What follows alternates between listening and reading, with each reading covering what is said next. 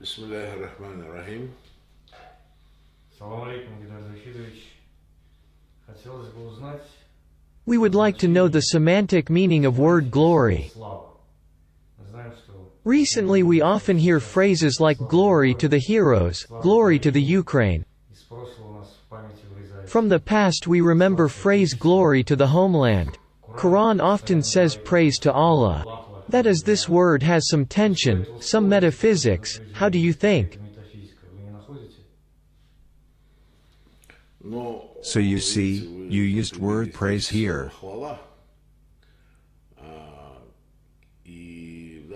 It's not correct translation. Because we should translate phrase Alhamdulillah as glory be to Allah. But indeed glory looks a little mysterious as a notion or a term.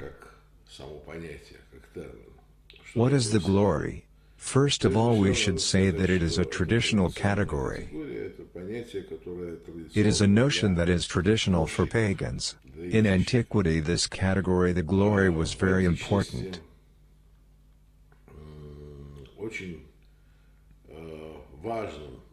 In ancient, in archaic times, if we look at Hellenism, on ancient Greek tradition, on what is left to us by Homer, Iliad, Odyssey, you will find that glory there is a main category. All those Greek heroes, kings, they was acting for the glory. They had been sailing for the glory. They supported each other, participated in battles being possessed by the glory. And this pagan category was very important for such modern characters like Napoleon.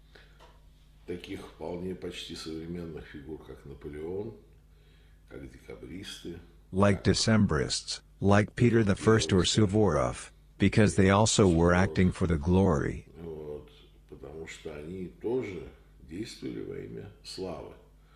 And glory has been drew on the paintings.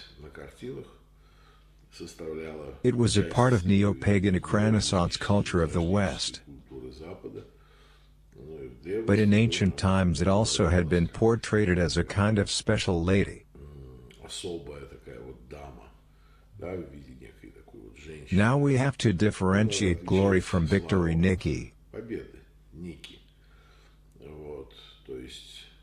It's completely another pagan goddess.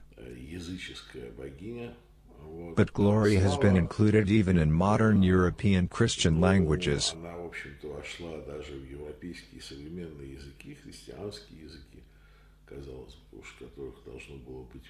What you would think shouldn't be there is a part of pagan legacy. However, la gloire is a very important term for French military tradition.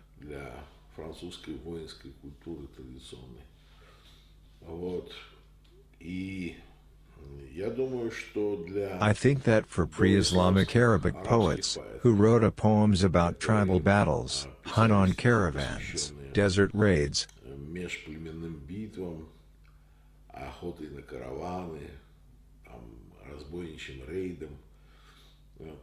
trophies wasn't main thing there but glory. And it is not correct to interpret glory as a kind of popularity.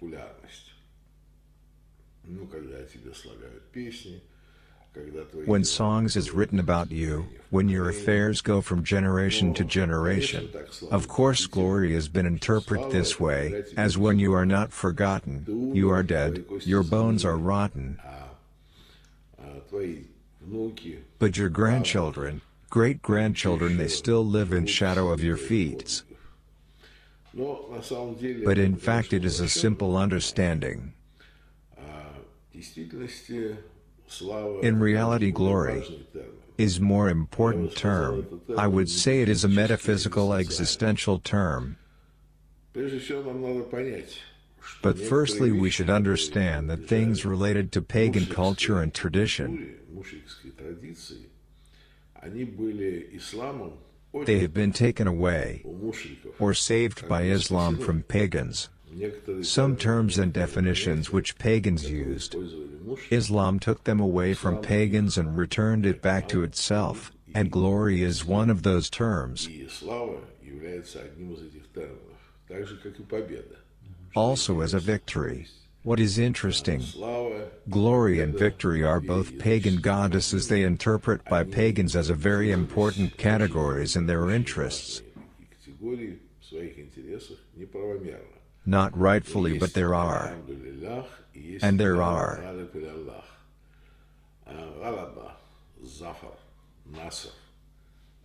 Those are the main categories of Islamic theology, which relates also to political Islam, because it is used in context of jihad, and they are metaphysic categories. It's the words that are presented in Quran.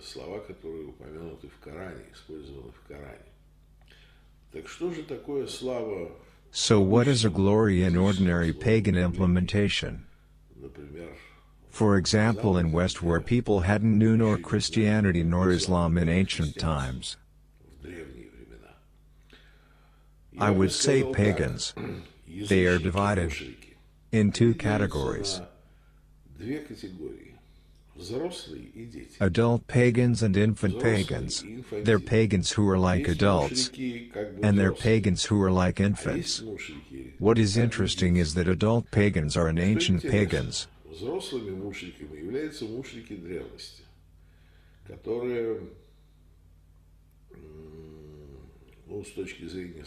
who from point of view of modern humanity what can be more infant than ancient Greece. Marx wrote about it that it is a youth of humanity, on which you can't look without smile,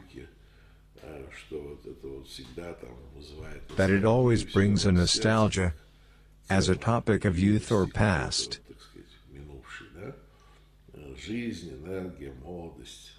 Life, energy, youth, cheerfulness and etc. But in reality those people, for sure, were familiar with the secrets of reality, with secrets of existence, very creepy, very scary, from which modern psychiatrists will run away immediately. Their mysteries, pagan mysteries, their sacrifices, their understandings of such secret magic mystic forces. It was very deep.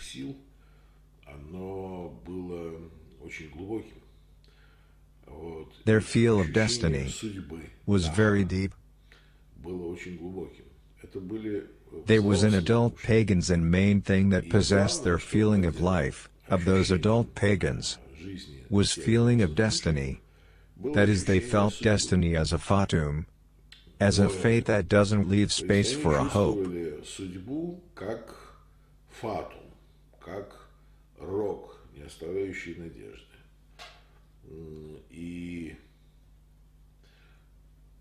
And core essence of heroism of those adult pagans was that hero, knowing that he is going to lose, he nevertheless challenged fate, even though he had been understanding that it's hopelessly. But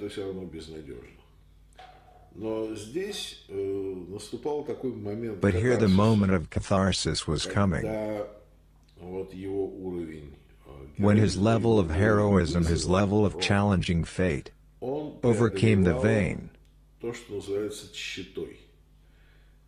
Ancient pagans felt very well what is the vain. The vain is when strong warrior becomes a gray-haired old man,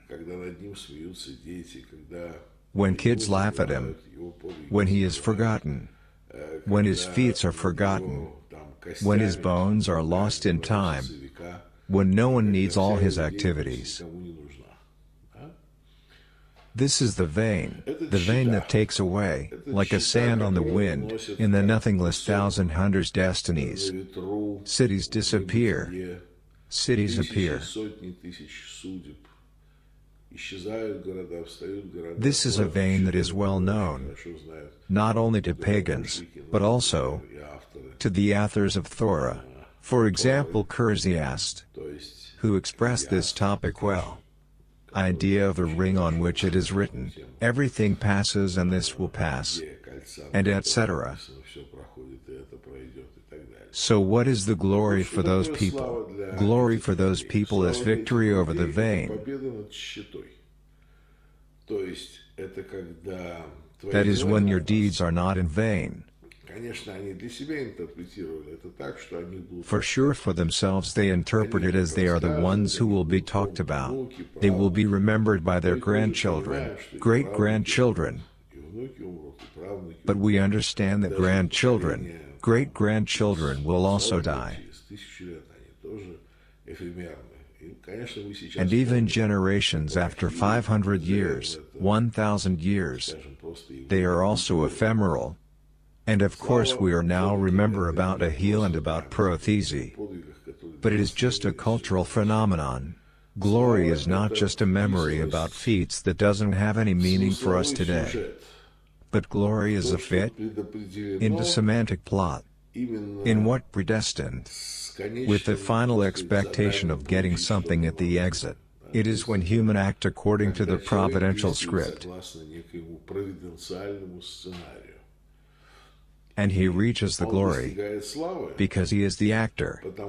His figure snaps into place of destiny, that is reserved for this person, by whose actions happen what should have happened.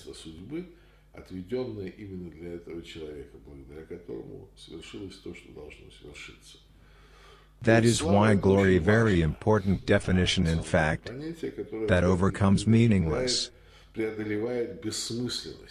of the existence, that overcomes this emptiness, and a quality of those grains of sand that are taken away and nowhere by wind.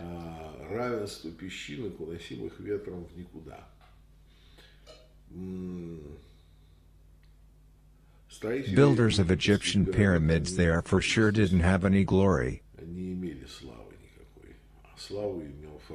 But Pharaoh had the glory, who was laid into this pyramid because Pharaoh was an actor. He was the one through who being was realized, through who historic script was realized.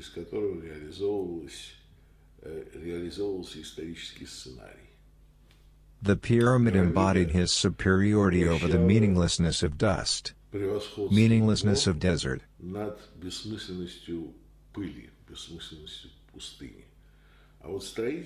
But builders, maybe only in collective status, had been related to this pyramid, because we know that somebody builded this pyramid, and this pyramid should have appeared. So the glory is in overcoming the stream of vain. Those pagans were adults because they were worshipping a being. We can say that they were worshipping Iblis. But they were worshipping Iblis in his different forms, in his different types, hypostasis, to which they were giving him different names. All this are different aspects of Iblis. And there are pagans who, comparing to ancient pagans, look like an infant's.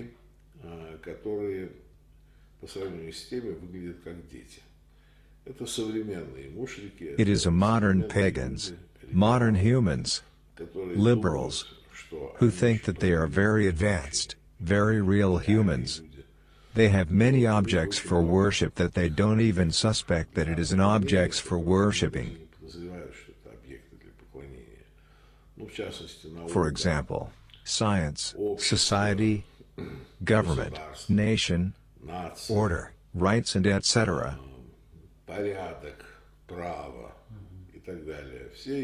All those things are not an elements of being. It is a toys that are made by Iblis. It is a kind of pointed glitters, a kind of pointed projections, which doesn't represent a being, which represents some peripheral things, with which modern man is busy with.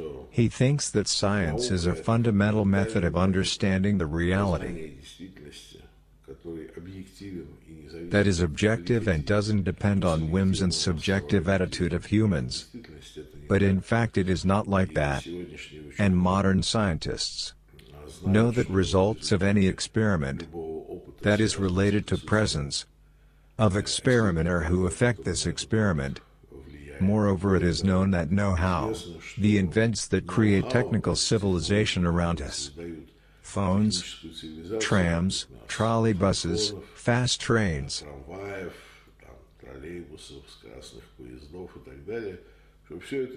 that all this doesn't relate it to fundamental science that describes structure of universe. So if we cut fundamental science, all those trains, planes would fly the same way, because they are based on technological findings. And Faraday and Maxwell were occultists, and absolutely did not delve into the so-called scientific content of such categories as electromagnetic oscillation, electricity, and moreover said that these are incomprehensible things. So that modern humans who are busy with science, society, government, comparing to ancient heroes, heroes of Homer and antiquity heroes, are infant pagans.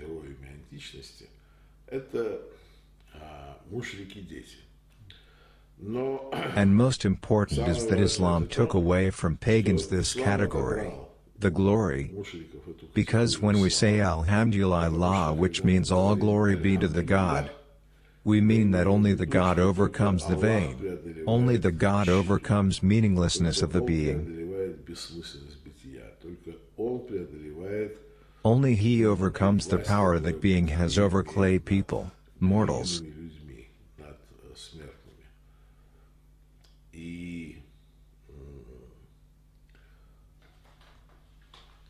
And this glory the Greek heroes were looking for, it didn't solve the question of resurrection. It didn't solve the question of judgment.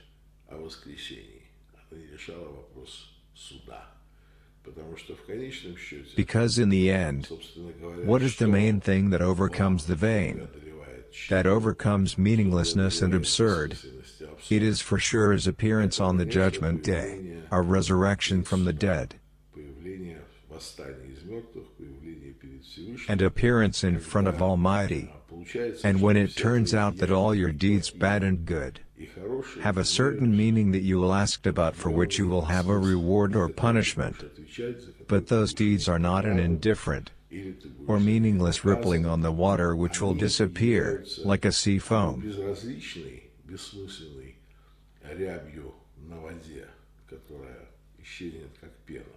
but they are something fundamental from what the story of our cycle, our humanity consisted of, that will be judged, and in that sense it came to this judgment. It came to its aim, and its task for which Almighty created the humanity. This is the authentic glory that is taken away from ordinary pagans, and it has its genuine place.